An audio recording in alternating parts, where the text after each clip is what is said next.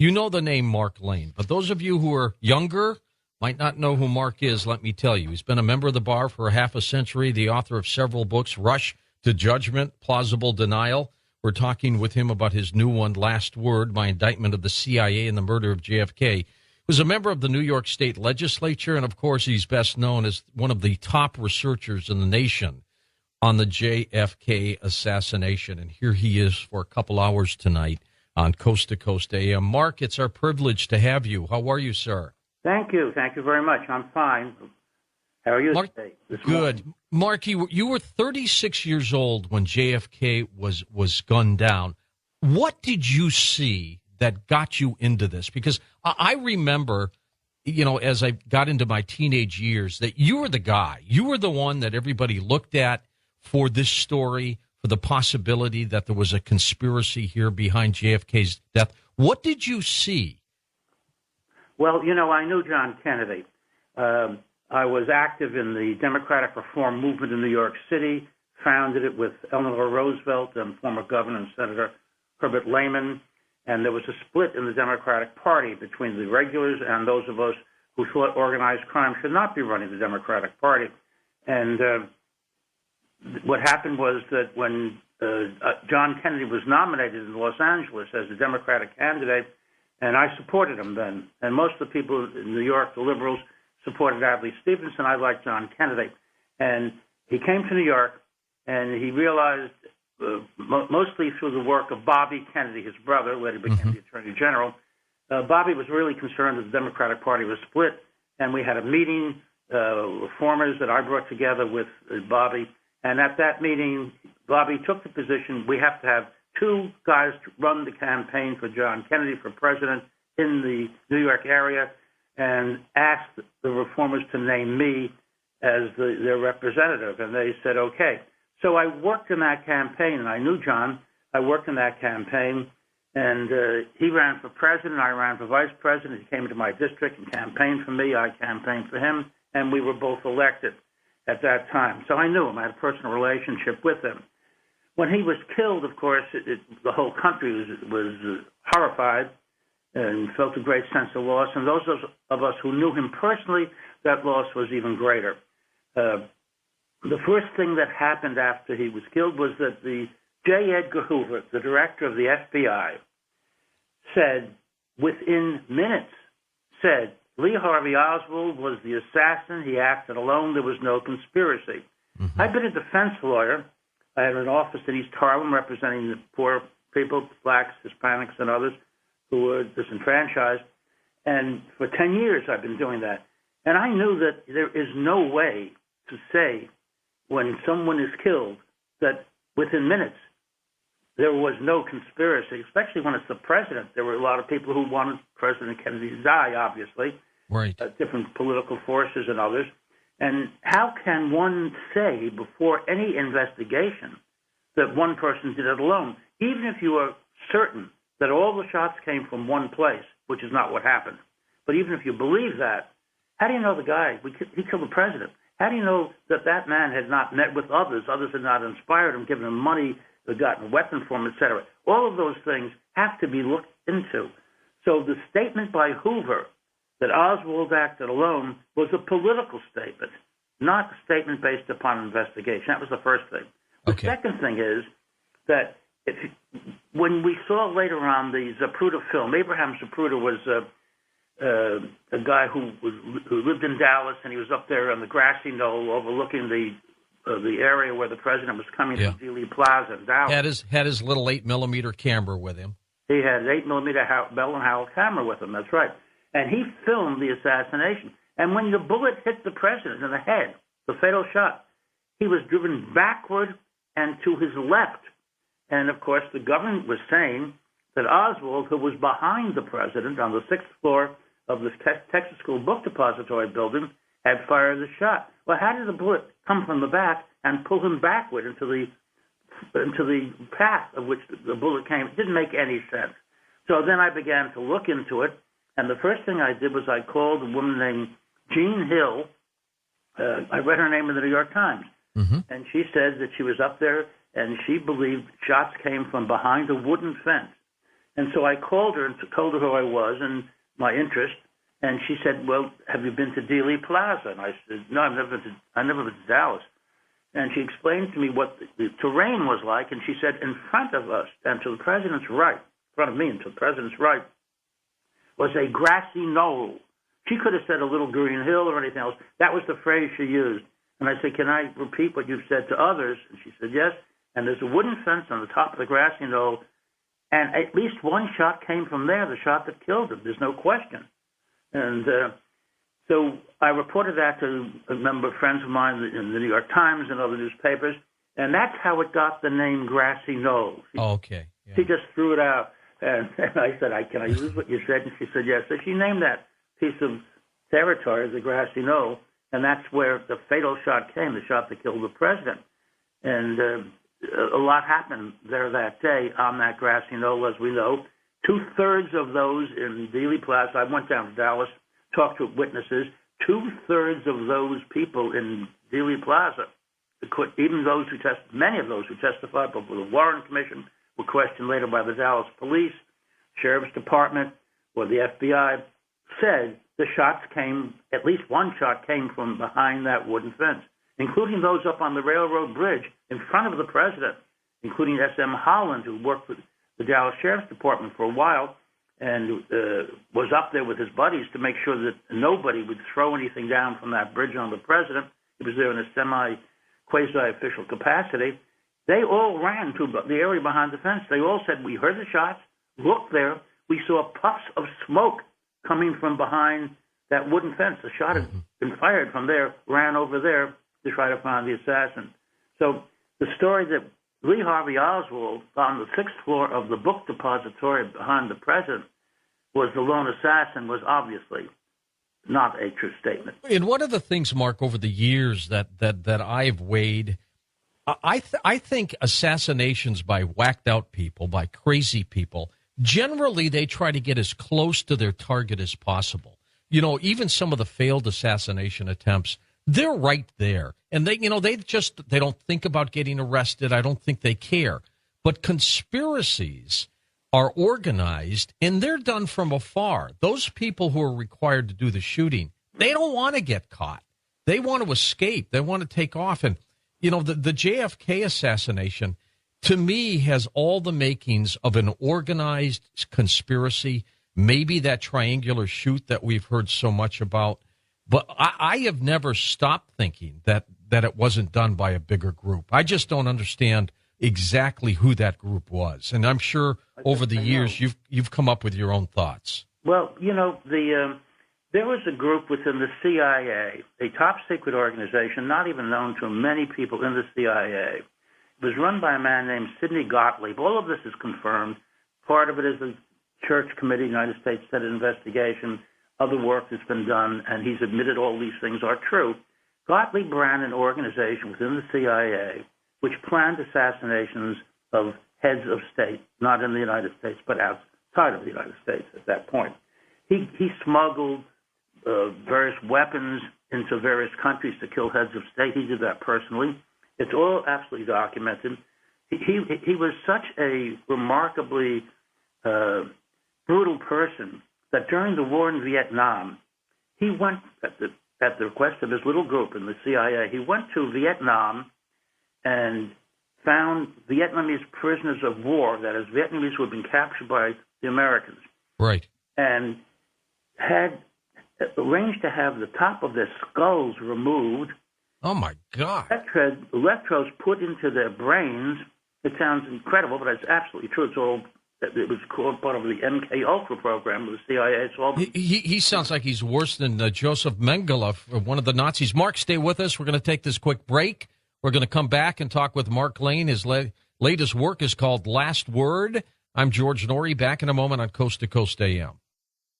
Well, next hour, we'll take some of your phone calls with our special guest for the first couple hours, Mark Lane, as we talk about the assassination of JFK. Mark's latest work is called Last Word, My Indictment of the CIA and the Murder of JFK. Hey, by the way, if you like what you hear, you could become a member of the Coast Insiders Club for less than 25 cents a day, with our goal of 2,000 new members in November, and it is well on its way to that. Simply go to coasttocoastam.com You can fill out the information at the top where it says Coast Insider and find out all the little benefits you get of being a member of the club, including podcasting and downloading 1,000 past programs. We'll be back with Mark Lane in just a moment on Coast to Coast AM. And welcome back. Mark Lane's with us. Mark, let's get back to this head of this ops program with the CIA, and he would take the skulls off Vietnamese and test them? And then put electrodes into their brains and put a group of them together and put knives there to see if he could control them to kill each other. Of course, it never worked, so they murdered them all and then burned their bodies. Now, this is Sidney Gottlieb's special group within the CIA. Do you know who provided all of the credentials for the Secret Service in Dealey Plaza in Dallas for Kennedy's visit there for November 22nd and 23rd? Same group. That group, yeah. That group provided all the credentials. How important was that? After the shots were fired, the Dallas police officer, Joe Marshall Smith, he testified before the Warren Commission, was told that he wasn't on duty. He was just there watching. All the Dallas police were told they had no assignment that day. Dallas Sheriff's Department were told they had no assignments that day. The only Dallas police officers who were working were just controlling traffic in various areas, but nobody was there protecting the president. Anyway, he was there, and he ran up to the wooden fence. He drew his gun. He was certain that the person who killed the president was behind that wooden fence, and he saw a man coming out. He pointed his gun out at him, and the man said, 1 second, and he took out his credentials. He had Secret Service credentials. The man who had fired the police officer, Joe Marshall Smith, had caught the assassin, but he had Secret Service credentials. And so at that point, two men came out of the book depository building. They didn't work there. A weapon had been placed there on the 6th floor. It had been planted. Who did it? Two men came out, and they were stopped by police, and they flashed their Secret Service credentials. So they were allowed to go. The Secret Service announced later that day that every Secret Service agent in Dallas was in the motorcade. There was nobody on the ground. So the person behind the fence, the two people coming out of the book depository building after the weapon had been planted there, were all people who were not Secret Service but had been given the credentials by this special group within the CIA. All of that's absolutely documented. What's so amazing is the Secret Service is part of the Treasury Department. Can they print documents themselves? They print all our money. Millions and millions of documents every year are printed by the Secret Service.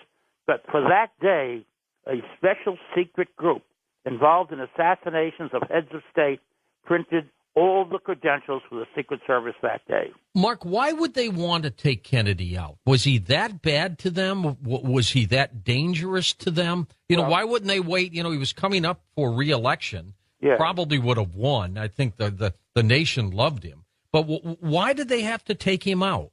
Well, he was doing a few things they didn't like.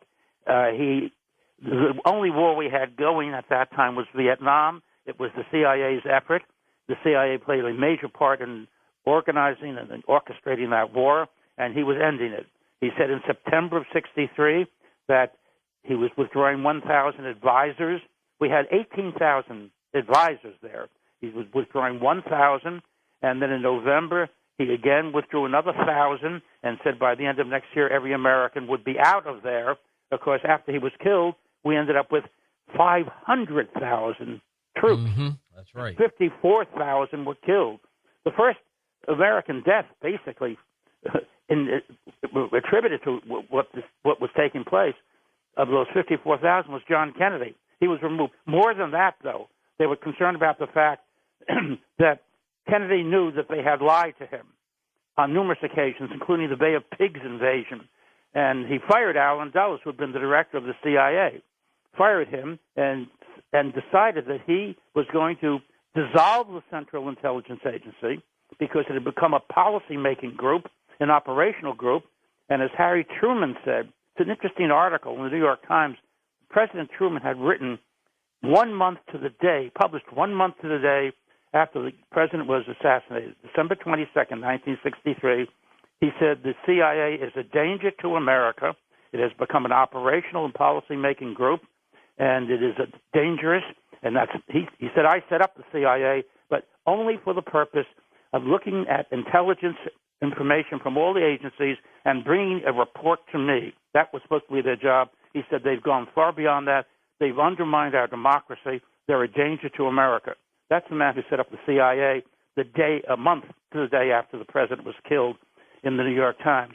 But above all, John Kennedy was going to dissolve the CIA, form a new intelligence organization with his brother Robert, who then was the Attorney General, in charge of that. He was going to resign as Attorney General and run this new intelligence organization, which was going to gather intelligence and stop operations. Mm-hmm. How far have they come since that day? The CIA has its own Air Force. When I was young, I was in the Army during World War II. I was only 18 at the end of the war. And we had the Army Air Force, the Navy Air Force. Everybody had an Air Force in the United States. And then later on, it was decided to consolidate them all into the United States Air Force. That's and right. So we had a single Air Force. Now we have another one. We have the CIA Air Force, and they brag that their drones kill more people in Afghanistan, Pakistan, etc., than does the United States Air Force. They're a rival to the United States Air Force. They've become operational completely, and they've become policy-making. It's the fourth branch of government. When you think about the greatest generation ever, the founders of this nation, the most intricate work that they did in putting together a constitution and developing three branches of the government, executive, legislative, judicial, and how they're all related to each other. They have to work cooperatively. They all work in checks and balances. I mean, one section of the House has to declare war. Another one provides the funding. Two separate groups. The president has to administer the war. It was an incredible operation these guys came up with. It was world-shaking, and it still is a message and a lesson for the rest of the world. Now we have the CIA, which has become the fourth branch of government. Nobody in Congress who votes to give them a budget has the faintest idea where that money is going. They're not allowed to know. No, it's huge money, too, and the drug money in there and everything else. Mark, let me ask you, did Kennedy want to do away with the Federal Reserve, of which most Americans at the time probably thought it was part of the federal government? There was discussion about that. I've heard that he did. I haven't seen any documents to prove that. I understand that there was a discussion about that, but he wanted to do away with the CIA, and that is what concerns them the most. Just imagine if the CIA was disbanded and there was a new organization to take its place, all the things that the CIA had done would come under scrutiny and no longer be covered up. And instead of doing what Kennedy wanted, when Lyndon Johnson took over, he appointed the Warren Commission. It's actually called the President's Commission on the Assassination of President Kennedy. The chairman of it was the Chief Justice of the United States, Earl Warren. But who was on the commission? Allen Dulles was appointed. He's the person who had been fired by President Kennedy. He hated Kennedy. Yeah, he was fired by Kennedy, and for lying to the president, he was appointed by the new president to tell the American people the truth about who killed President Kennedy. And it should have been called the Dulles Commission. Warren rarely showed up at meetings. Dulles ran that commission, and I knew that at the time because I read as soon as the documents came out, the 26 volumes published by the commission, he was there all the time. He was the power. And later on, I brought actions under the Freedom of Information Act and got their top secret memos about it, about how they conducted their meetings, etc. And it's clear that the CIA went to President Johnson, but above all went to Earl Warren and said, Lee Harvey Oswald was a lone assassin. We're sure of that. You don't even have to investigate. So they didn't. And further, that Oswald had been in Mexico City at the end of September, beginning of October 1963. He met with Kostakov, KGB official in charge of assassinations in the Western Hemisphere, and he was in the Soviet embassy, and Oswald talked to him, talked to the Cuban embassy, came back, and then the CIA said to Warren, the fact is that these foreign governments were not involved in the assassination, but when these facts come out, the American people are going to demand we take action against Cuba and the Soviet Union. Yeah. It will be World War III. Only you can stop it by suppressing the information. The fact is Oswald was never in Mexico City. I remember a picture, Mark, when I was a kid that was in the Detroit News, and that's where I was raised, that had a picture of who was purportedly Oswald in Mexico. It didn't even look like him. No, he's a fat guy, and Oswald was very thin. Yeah, this is what happened I worked hard to form a committee of the Congress to investigate this. I wrote the legislation, set up the House Select Committee on Assassinations, and they got a brilliant guy in charge of the Kennedy assassination, Robert Tannenbaum, who was the chief of homicide in New York for the district attorney's office, a brilliant ethical lawyer, and he was running this. And I met with him and with Dick Sprague, who was the chairman of the committee, and said to them, call David Phillips, who was one of the highest-ranking officers of the CIA. His office was in Mexico City, and he ran, as he said, he ran the Western Hemisphere for the CIA. Ask him about whether Oswald was there in Mexico City. And they did, and he said, yes, he was there. We have tapes and photographs of him. CIA taped him talking to the Russians, etc. And so, of course, Tannenbaum said, we'd called Phillips in under oath. He said, we'd like to see the photographs. We want to see the tapes. He said, you can't see the tapes because it was done in a way where the tapes were recycled, and there's no record of them.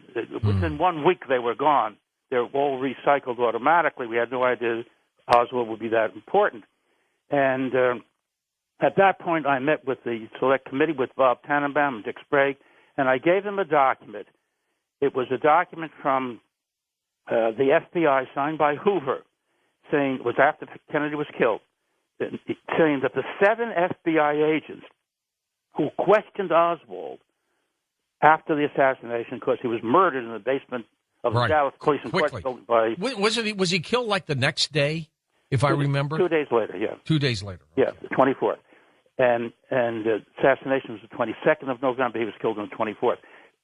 But the point is that Oswald was interviewed by the FBI agents, and Hoover said that the 7 FBI agents who had interviewed Oswald listened to the CIA tape, and it was not Oswald's voice on it. They're sure of that. Well, that means the tape was available on November 22nd, 23rd, 24th, and thereafter. Obviously, they wouldn't destroy it then. So they called Phillips back in and gave him the documents that I had handed to Bob Tannenbaum. That is the memo from J. Edgar Hoover, which I got under the Freedom of Information Act, and showed it to him. He put it in his pocket and left. Wouldn't answer. At that point, they said, let's indict him for contempt of Congress, for failing to answer questions, for walking out, but above all, for perjury.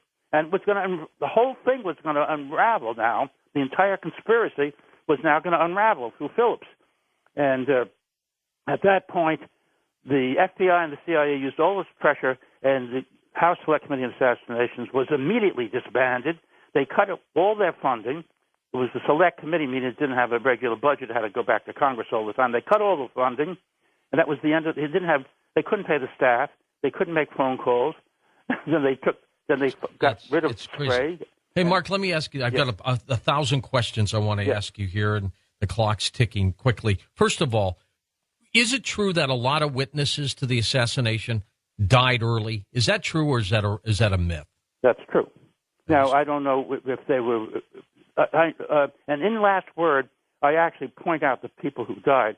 And one of the most remarkable people, and you would think it would have been a huge story at the time, was Dorothy Kilgallen. She was on What's My Line. She was a major journalist. And as a matter of fact, we're talking about her with an author in our last hour tonight. But go ahead. I know that, and that's interesting. And she's a very interesting person. She called me. She was a very famous person. She called me and said, I want to meet with you. And she said, I'm going to break open the Kennedy assassination. I know there was a conspiracy. And she got Jack Ruby's testimony before when it was top secret, and published it in the Journal American, where she was a journalist. And the FBI came to her once and said, how did you get that, et cetera? She said, you haven't even talked to Jackie Kennedy yet. Well, and not only did she get Ruby's testimony, which was confidential, but she also had a very secret meeting with him before anything had happened, and she failed to release that to people. She didn't want to. Was she afraid? She called me, and we met, and she said, "We're doing very dangerous work." I said, "Do you think so?" She said, "Yes." And she gave me a name, Robinson. She gave herself another name. When we call each other, let's only call from cell phones, and let's use these fake names so they won't, because I'm sure my phone's being tapped. I'm sure your phone has been tapped all along. So she did that, and then we met, talked one last time we talked, and she said, "I'm going to Dallas, and when I come back, I will have what I need. I'm going to break this thing wide open." She went to Dallas, came back, and died the next day. And talked to her husband. 52 years old, something like that. Yeah, they said that she was drinking and took an overdose of pills. But, and that's true, when I met her, we always had a cocktail. That's true, she did drink a bit. But she was always in control of everything that she was doing. And that's her husband, Dick Colmar, I went to talk with him, and I said, "Did she leave any papers or anything?"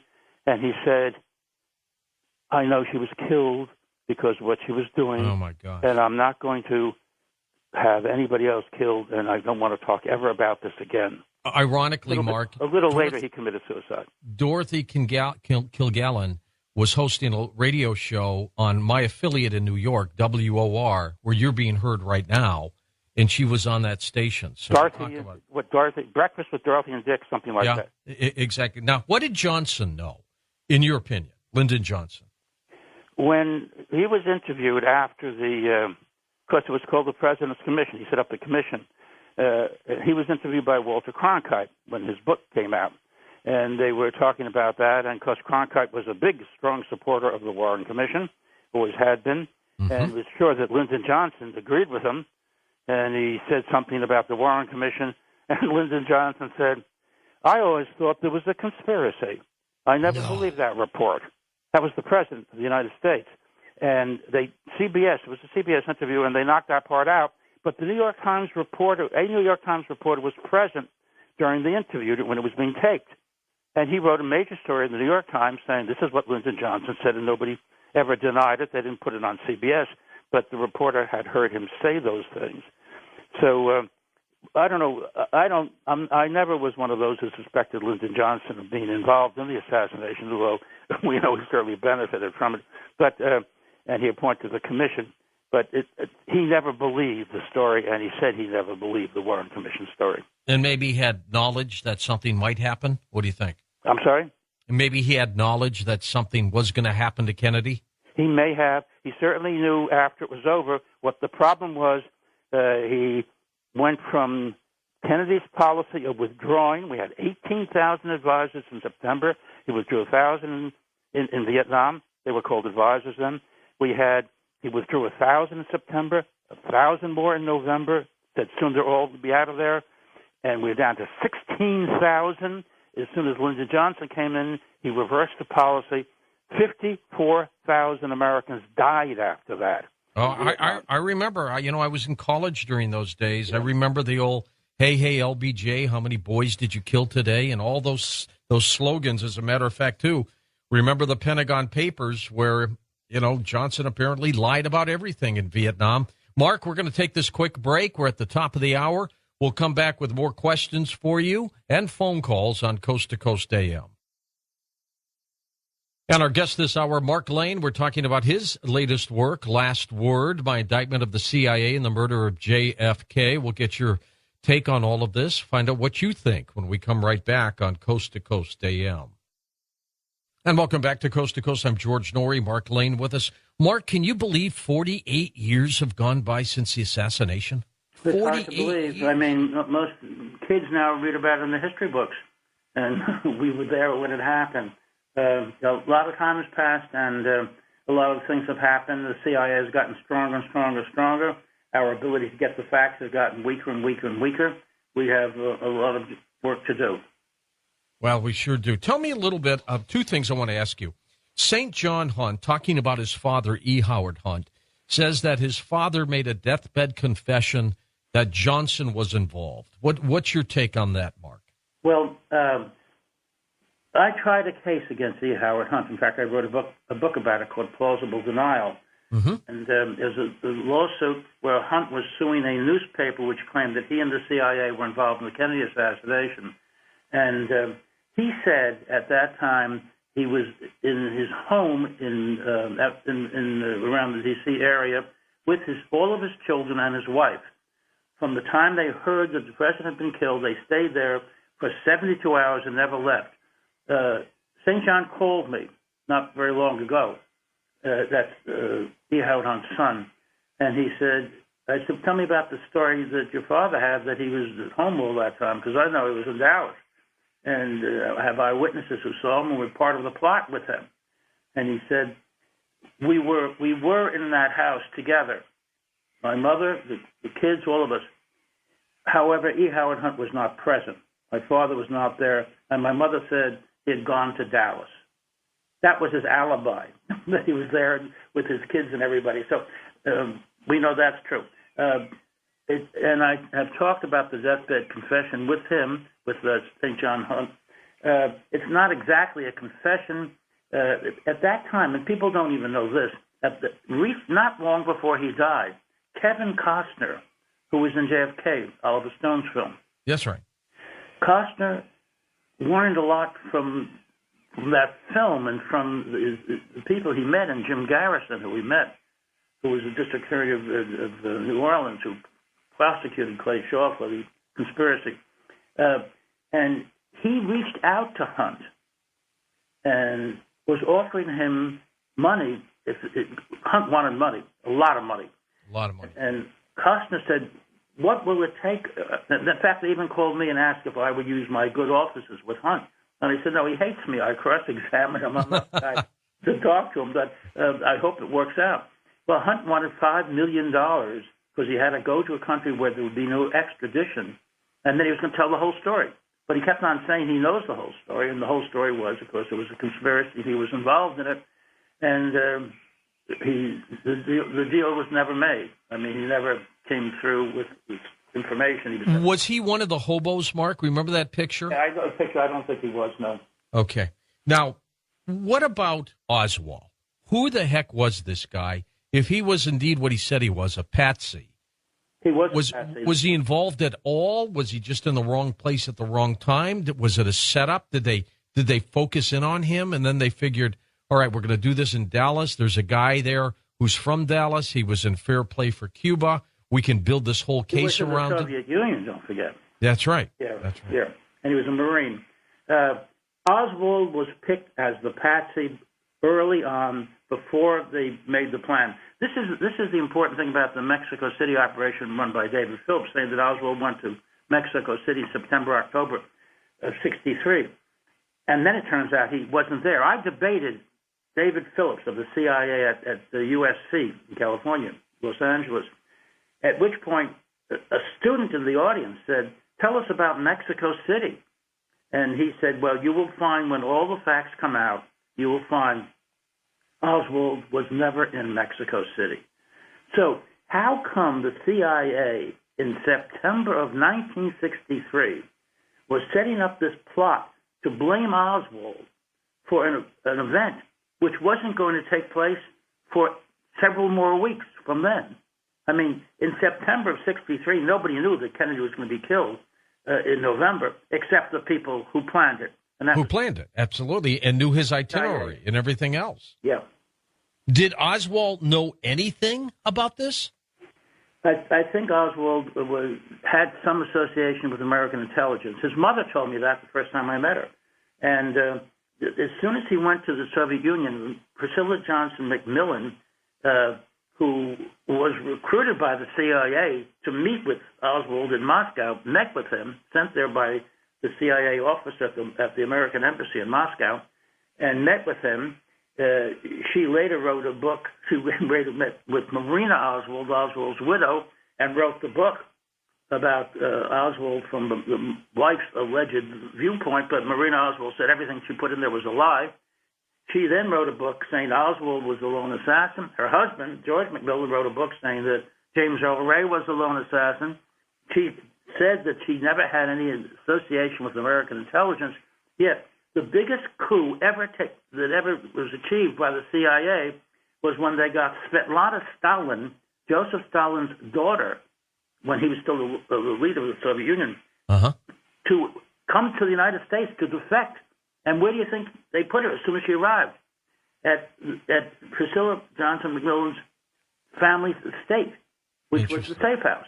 She was so deeply involved with the CIA, this woman who was helping to set up Oswald, that they trusted her to have their big prize, Svetlana Stalin, stay at her family's estate. Who killed the cop, J.D. Tippit? I don't know, except I do know a witness named Aquila Clemens, who I interviewed on film in Dallas, said she was a witness. She saw two men come toward him, heard shots fired, and then one waved to the other to go one way, and he went the other way. She said two people were involved in killing Tippit. It's interesting because the shells found at the scene showed that two different weapons had been used, so she was confirmed in that respect. And she said when showing pictures of Oswald, she said he wasn't either of those two men. So that's all we know. We know that the Warren Commission said Oswald did that as well, but there's evidence that there were two people involved. Aquila Clemens was never questioned by the Warren Commission, and they knew about her, and they never questioned her. And in the Warren Commission report on the rumors and speculation, they said that rumor that this woman exists, but she doesn't exist. Except I had a film of her, an interview, which is in the film called Rush to Judgment, and it's been shown all around the country, all around the world. And there she is talking about this, and the Warren Commission says she doesn't exist. So they have their sets of facts, and they have nothing to do with reality. And that's, as you said earlier in your promo, that there's no question that when the government takes a position, doesn't want you to know what the story is, you don't know. You're not gonna one of the things that the CIA did, of course, was to issue these directives, and I published them for the first time in Last Word, telling how to destroy me and how to destroy other authors and anyone who was looking into this situation. They wrote book reviews, which would be published in newspapers throughout the country. They told the reporters how to deal with us, what to say, what questions to ask, directives to their assets in the news media, which were then followed. It's amazing with all of that activity, Rush to Judgment, which was the first serious work on the Kennedy assassination, the first book I ever wrote, right, became the number one best-selling, New York Times number one best-selling book in America in 1966. And the next year, it became the number one best-selling New York Times number one best-selling paperback. Millions of people were really interested in this subject, even though the government was saying, don't listen. We have our assets trying to destroy him. David Phillips, actually, at that debate that I had with him, was asked by Abby Mann. Abby Mann was a dear friend of mine. He wrote Judgment at Nuremberg, I think one of the greatest American films ever. He was in the audience, and he said, why did you try to destroy Mr. Lane? And he said, I regret what we did. I regret that the CIA and I made every effort to destroy Mr. Lane. I regret that. So he regretted it, but they had done it. And this is an area where the CIA is prohibited from participating. And in Last Word, at the very end, I call upon the president to stop the CIA from its illegal activities, including efforts to suppress books, such as Last Word. Such as yours. Why have so many people kept this a secret, Mark? I don't know the answer to that, except that part of it is, even now, when the vast majority of the American people, according to every national survey done by news media, the Gallup poll, the Harris poll, all of these, the overwhelming majority of the American people believe that there was a conspiracy to kill the president. More than that, according to these most recent surveys, more people believe that the CIA killed the president than believe that Oswald acted alone. So with this, nevertheless, you will see in the major newspapers references to Oswald as the lone assassin. You see Chris Matthews, on MSNBC, who doesn't follow the establishment on other things. Right. But on this one, if anything seems odd, he says, well, that's a conspiracy theory, nonsense, etc. And he is a strong supporter of the Warren Commission. I don't know the fact is that they have reached the point, the government, of all of these years, of making it seem like you're kind of a nut if you don't accept the facts in this case. And they call us conspiracy theorists, which is interesting because conspiracy is nothing more than two or more people acting together to commit an illegal act. That's right. And every day, it's happening every day, every weekday in states and in federal courts all around America. People are being indicted by the federal government or state governments for conspiracies to commit certain crimes. They're the conspiracy theorists. I'm a defense lawyer. I often will defend people charged with conspiracies. But when you look at the evidence and you see that shots came from 3 different directions in Dealey Plaza, you have to really be a deep believer in the coincidence theory of history to believe that 3 people got there and they fired at the president and they didn't even know each other. There was no meeting of the minds. There was no conspiracy. What, was Jack Ruby a CIA asset, Mark? Jack Ruby worked for the FBI without question. I have the document from J. Edgar Hoover saying that he worked for Jack Ruby also, that he worked for the FBI in Chicago. He was involved in a murder of a union official, which is how Hoffa took over that branch of the trade union movement and became a national leader.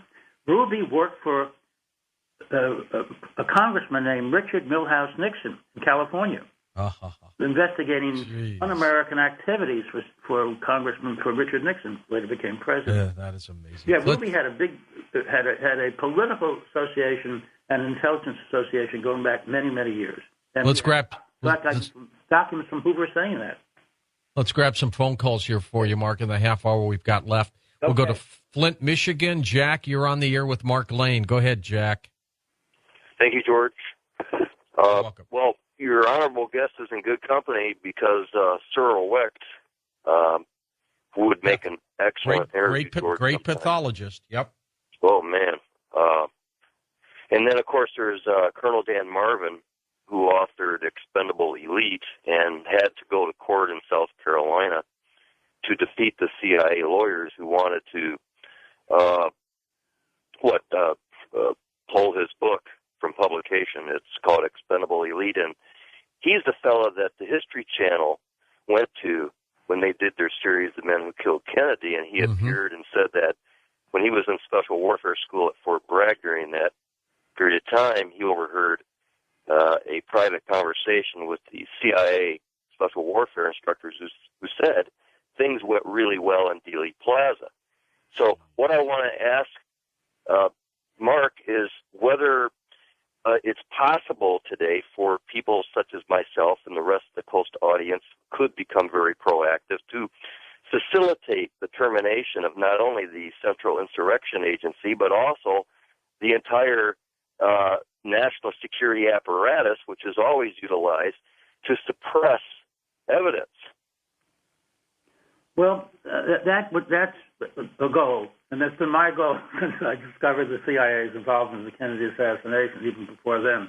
They've always acted in a somewhat illegal manner. As I said earlier, and the point I make in Last Word, my recent book, is that we used to have 3 branches of government. Now we have 4, and the 4th is the CIA. It's more powerful than the other branches. It pays no attention to them. When the CIA has been ordered by a federal court or by a Senate committee to produce documents, they burn them and destroy them. They destroyed most of the documents about their MK Ultra program, which I discussed earlier this morning,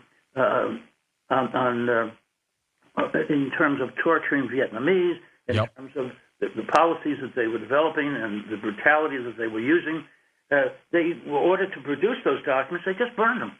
And a few pages were left, and that's how I was able to write a chapter called MK Ultra in the book about what they had done, including torturing the people and planning assassinations around the country, and in addition to that, being the group which prepared and distributed for the Secret Service credentials for Kennedy's visit to Dallas, which is quite a remarkable thing because the Secret Service works for the Treasury Department and they can print their own documents. And they did.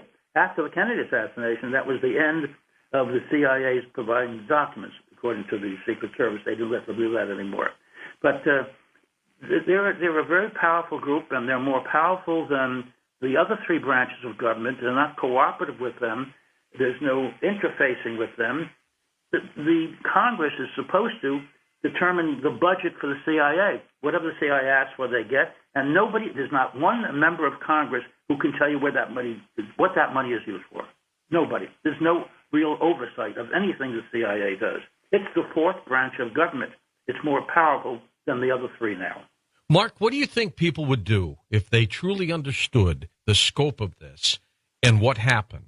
Would they revolt? What would happen? Or has it been so long they would just simply say, I knew it, and move on? Well, I think probably the latter. And the fact is that it's not just the passage of time that has done this.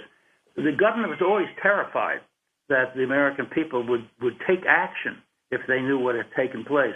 They overestimate the ability of the American people to react. I don't think there would have been a revolt. There would have been no revolution. There would have been no Arab Spring in the United States where millions would pour out in the streets. I don't think it was ever an issue, but I think the government feared that. And the government does not want us to know what the facts are about any number of things that take place, and they have very intricate ways. They have unlimited amounts of money. It's our money, but they control it. They have unlimited amounts of money to do whatever they want, and we don't even know what the budget is of the CIA. We don't know what their plans are. As I said, they have their own Air Force now, the CIA Air Force, which is totally unheard of in any place else around the rest of the world. And it's not even discussed much. Every once in a while, you see a story in the New York Times where the CIA says its drones have killed more people in Afghanistan than has the U.S. Air Force. That's their rival. The CIA Air Force is a rival to the United States Air Force. It sure is. Mark, the name of your book is called Last Word. Is it indeed going to be the last word from you? I think so, because what is required now is we don't need any more research. What is required is for us to have the courage and the wisdom to do something about this matter. Well, that's so true. Mark, we're going to take this quick break. We're going to come back with final phone calls for you. Those of you in Studio City in California, Fresno, in Texas, and all over the place, we'll be right with you on Coast to Coast AM. Well, next hour, Barry Ernest joins us. His work, The Girl on the Stairs, My Search for a Missing Witness to the Assassination of John F. Kennedy, as our special report continues. And when we come back in a moment, we'll take final phone calls with Mark Lane right here on Coast to Coast AM. And we're with attorney and researcher Mark Lane. Mark, I've always told myself, follow the money, who benefits, you generally find your answers. In this particular case, even though Kennedy wanted to get us out of Vietnam, was there a benefit here to this special group at the CIA? What was the long-range benefit here to do him in? Well, there are a couple of things. First of all, they wanted the war to continue. But above and beyond that, as far as they were concerned, it was self-preservation. Kennedy was going to disband the CIA, form a new intelligence organization, and have his brother Robert resign as Attorney General and direct that new organization. Who knows how much money that would have cost people, or their reputations, or maybe they would have gone to prison when a new person came in and looked at what they had been doing all of those years. That was the last thing that they wanted to have happen. And I want to just respond for just a moment to what the caller said a little while ago. He said, what can we do? Well, I think we have to get together and try to change things. I have a website called marklane.com. Anybody who wants to get involved in trying to do something about this, just contact me through the website. And the other thing is this. My book, Last Word, is out now, as you know, and I've always been concerned that people would send me books. Even now I get copies of Rush to Judgment in the mail saying, can you autograph it? Because even if you have an autograph meeting, even in a New York bookstore, so you see 200 or 300 people, but you don't get to most people. So what I've done is, if anyone gets Last Word and wants an autographed copy of it, all you have to do is visit my website, marklane.com, and it'll tell you how to write to me at Mark Lane, Post Office Box 4627, Charlottesville, Virginia, 22905. It's all on the website. And send me a self-addressed stamp envelope. That's all it is. And I will send you a book plate, which is a sticker, really nice, handsome sticker, with my name signed on it, so you can just put it into the book and have an autographed copy, and there's no charge for it. All you have to do is pay for whatever it costs for a stamp these days. Super. Let's go to Diane in Studio City, California. Hi, Diane. Go ahead. Diane, you with us? Nope. I guess not. But we'll go. To Diane? Yeah, Diane has been already taken out. Let's go to Bernie in Texas. Hey, Roger, go ahead. Hi, George. Thank you for taking my call. Sure thing. Mark Lane, you're an extremely interesting guest. I was 13 years old when the assassination occurred, and I clearly remember where I was and the feelings I had. And I always thought the air stunk with conspiracy, and I still do. A couple of things I want to bring up. Number one, the Zapruder film, before it was ever edited, clearly showed a headshot from the front. And I'll be a little bit graphic here, but as a kid, I was a hunter, and mainly to keep varmints off my grandfather's crops. I grew up in Texas, and he always had us shoot rabbits and armadillos in the head so they didn't suffer. And I always saw the head move away from the impact, and that's what the unedited Zapruder film, when I first saw it, showed clearly that it was a shot from the front when the depository was from behind. That was one point that made me think conspiracy. Number two, there was some statement about a set of records, and I don't know when this came up, whether it was during the Warren Commission or whether it was right after the assassination. Probably the Warren Commission, but there was a set of records that was said to be sealed for 75 years, which in essence means that every witness would be dead by the time these records are unsealed. Earl Warren said that. It was about not just records, it was basically all the investigations that was done by the Warren Commission, and he said it would not be available for 75 years. So doesn't that mean that every credible witness would be dead, and doesn't this also, or won't this also confirm a conspiracy in the next 27 years? Yeah, it also means that the people who killed the president would never be found because they'd be dead, too. They'll be gone years later. Unbelievable. Yeah. Truly a sad, sad story, I think, and a chapter in America's history, which never stopped, though, Mark. I'm not sure it ended. No, of course it didn't end. I mean, they're still there. As I said, they've got their own Air Force now. They're the most powerful branch in the government. I mean, if the Senate orders an ordinary person, if the Senate orders anyone to turn over documents, you have to turn them over. CIA gets that order from the Senate committee or from a federal court, and they destroy the documents, and they brag about it. They're not accountable to anybody, unlike the other three branches of government. And that's, the geniuses who set up this government, it's just incredible. Nothing ever happened like that in history before. Our founders developed this most remarkable concept and constitution, which set up three separate branches of government, all working with each other, all dependent on each other. And now we have the CIA has emerged as the fourth branch and has no responsibility to any other branch. They do anything they want. And nobody, even the Congress that gives them the money, they don't even know what the CIA is doing. Anyway, if we want to do something about it, contact me at marklane.com. Let's see if we can find some way, because I don't think any more research is required at this point. We know what took place that day. It's all available now. It's in Last Word. It's all available about how the CIA did it, why they did it, et cetera, and how serious this is a threat to an ongoing democracy because they're still in control. How close were some of the other theories that were out there? Jim Garrison, for example, how close was he to your theory? He was the first person to say the CIA killed President Kennedy. Okay. I knew Jim Garrison, and I worked with him down there. In fact, he later became a judge of the Court of Appeal in Louisiana, and my wife and I were married in his courtroom. Oh, really? 25 years ago. He was a dear friend, and we had a little dinner afterwards about my family, my wife's family, and Jim Garrison was there. But he was the first person to say that he had evidence to show that Clay Shaw, he indicted a man named Clay Shaw, and I was there for that trial in New Orleans, and of course, and I talked to the jurors later, and they said, well, they knew that Garrison had said that Clay Shaw worked for the CIA, but there's no proof of that. That's because Shaw denied it and the CIA denied it.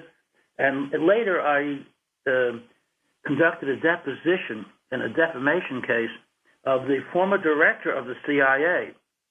And I asked him if he knew the name Clay Shaw. He said, yeah, he was a contract agent. He worked for us. Ah, so there's admission right there. He had forgotten that they had already said they didn't know who he was. Tommy Lee Jones played him in the JFK movie, didn't he? I'm sorry? Didn't Tommy Lee Jones play Clay Shaw in the JFK movie, Oliver Stone's movie? Played David Ferry. No, David Ferry was Joe Pesci. Was Joe Pesci? Yeah, I forgot who he played. Yeah. I don't know. Okay. Next up, let's go to Ivan in Bozeman, Montana. Welcome to the show. Hey, Ivan. Good evening. Thank you for taking my call, gentlemen. Sure thing. Go ahead, Ivan. I've listened to every thing about this JFK thing for years. I've read all kinds of articles and everything else. The one thing I've never seen and never heard anybody talk about was an article that I read years and years ago. And in fact, I had a copy for years, but I've lost it since. But it said basically that LBJ had put 200 pieces of evidence away for 39 years under an executive order. Well, that 39 years was up under Bush's administration, and he didn't get it out. So I've been waiting and waiting for it, and I've never heard anybody else mention it. I haven't heard about the 39. I do know that Earl Warren said when he finished the report that the evidence which the report was based on would not be available for 75 years. And that was an executive order because that was the president's commission. And so it was the president, who was LBJ, at that time, who was responsible for what Warren could do with the documents. And that was for 75 years. I haven't heard about the 39, though. If it was merely a lone gunman, Mark, why suppress the information for 50 years, 75 When I brought an action to get documents from the CIA and the FBI, and I brought it before the United States District Court for the District of Columbia, the government, of course, strongly opposed it because of reasons of national security. And I said just what you just said, George. I said if one man did it alone, if that's their story, okay, if they say there's a conspiracy they don't want us to know, that's one thing. But if they say one man did it alone, why are we suppressing evidence? Exactly. Oswald did it alone. Let's look at the evidence. What's the problem? And that's why, based upon your statement, which is the one that I had made before court, that's how we got tens of thousands of pieces of paper from the FBI, CIA. A lot of it was redacted. I'm sure that there were other documents that they didn't know about, that we didn't know about, that they never gave to us. But we got a wealth of information. We had kids from all over the country at this house I had in Washington come there and go through these documents for months. Day and night, going through all of this stuff, and they found a lot of interesting information. And this was years later, 1975. And the reason that they gave us this stuff is the court ordered them to, and they didn't have any experts at that point, many years had passed since the assassination, who knew what was important or how something could implicate something else. And so they just gave us, obviously they kept out the stuff which would be obviously clear about their culpability, but for the rest of them, they weren't sure what little pieces of information were in there. It was like mining for gold, and we found a vast amount of information.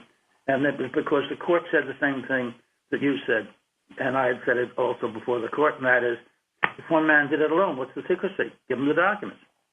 Some say that the driver, a Secret Service driver, turned around and shot Kennedy. I don't see that in the slow-mo pics I've seen. Didn't do that, but I'll tell you what the Secret Service did. The Secret Service, there was not one Secret Service agent, not one, of all those in the motorcade, who did the appropriate thing. Not one who was assigned to Kennedy. The only one who did anything correctly was, well, there were two of them.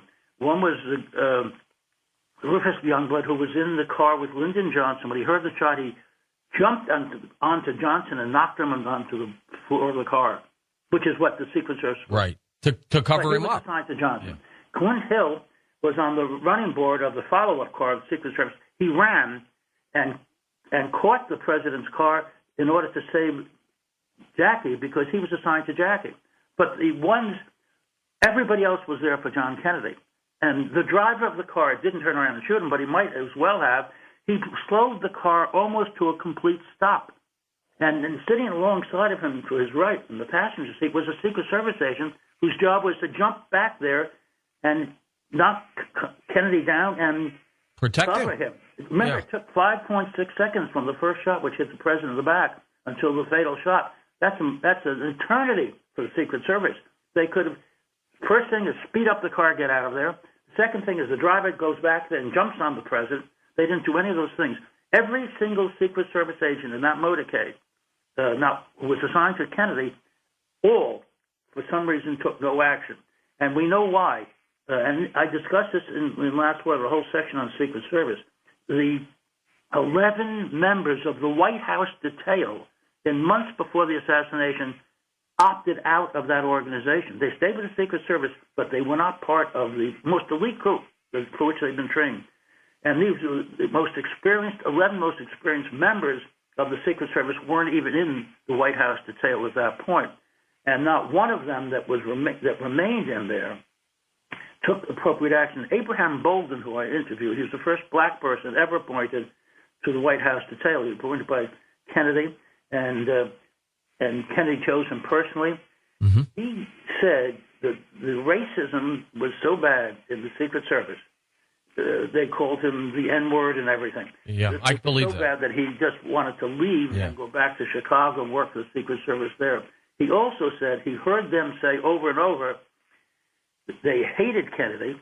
Kennedy had ruined America with his civil rights positions, and they would never take a bullet for him. They said that over and over. And when November 22nd, 1963 came, that's what they did. They did not take a bullet. They did not get the car out of the way. The Secret Service car following the president's car should have gone quickly to the right and protected him from the right because that's where they knew the shot came from. They took no action except to bring the car almost to a stop. How could Clint Hill, who was in the car following the president's car some yards behind, running, was wearing street shoes. He didn't have sneakers on. How could he catch the speeding car? Well, it had almost stopped. It came down to 5 miles an hour. And that's how he could catch it. Because the Secret Service driver slowed it down. First shot was fired. He slowed it down. When the fatal shot was fired, hit the president, he stepped on the accelerator and got out of there. That's the service that day. Let's go to Kirsten in Aberdeen, Washington. We'll get you in here, Kirsten. Go ahead. Good evening to both of you, and thank you from the bottom of my heart for the work that you both continue to do. Mark, many years ago, there was a program on NBC called The Mike Douglas Show. It was an afternoon talk show, and on it one afternoon, this is about a year or two after the assassination, Mike had a gentleman who was an editor of a Dallas newspaper, white-haired gentleman. I believe his last name was White. He appeared on the show with the information, and it was documented I believe it was 1,000 people who had been at the site and were no longer living after the fact. And the audience was absolutely amazed. The undercurrent of talk in the audience, as well as Mike's amazement at this. And this editor was so cultured and so august. I was very impressed by that, and I wondered if you had ever heard anything about this. That people had died after the assassination, you're saying? Yeah, that many. Yeah, right, of course. And this section in Last Word, which is now updated, which deals with this, and in that group was Dorothy Kilgallen, and I know you're having a guest coming on a little later to discuss that. I'll be listening because it's, and I've also read a book by Lee Israel about it, who concluded that Dorothy Kilgallen was murdered. She was the first biographer of Dorothy Kilgallen after her death. But there were many, many others, and I mentioned them in Last Word. The people had died. There's no way to prove that these unusual deaths were related to what they'd seen or what they knew, but the one thing is certain, it certainly terrified the surviving witnesses who decided not to talk to them at that point. Mark, in this era of digital technology, can we go back and listen to those 3 shots or the more shots that they might have had and things like that? Yeah, that's one thing, and it's also another thing is that when Zapruder took the film with his 8 millimeter camera, which became the clock for the assassination, not just the film of it, the clock, because the film went through the camera at the rate of 18.3 frames per second. Mm-hmm. You can tell from one frame to another how often the shots were, how much time elapsed from the first shot to the last. But his camera jerked every time he heard a shot. Some shots came from over his head behind the wooden fence. He was right in front of that fence. And he would jerk the camera when a shot was fired. And he did it 5 times. Ah. That's an interesting point that somebody. It sure is. It sure is. Mark, we're out of time. Would you mention your website again? Yeah, it's marklane.com. And if you check with me, and if you buy a copy of Last Word and you want an autographed copy, at marklane.com, I'll tell you how to send an envelope to me, and I will send with a stamp envelope, just a regular postage stamp, and I'll send a book plate, which is a sticker, which I'll sign in advance. Super. And I'll send that out to you. There's no charge for that. That's just one way I found to. Great. And Mark, you stay in touch with us. Yeoman's Work, stay safe. Mark Lane. I've wanted to talk with him for years. I'll be back with more as our special report on the JFK assassination continues.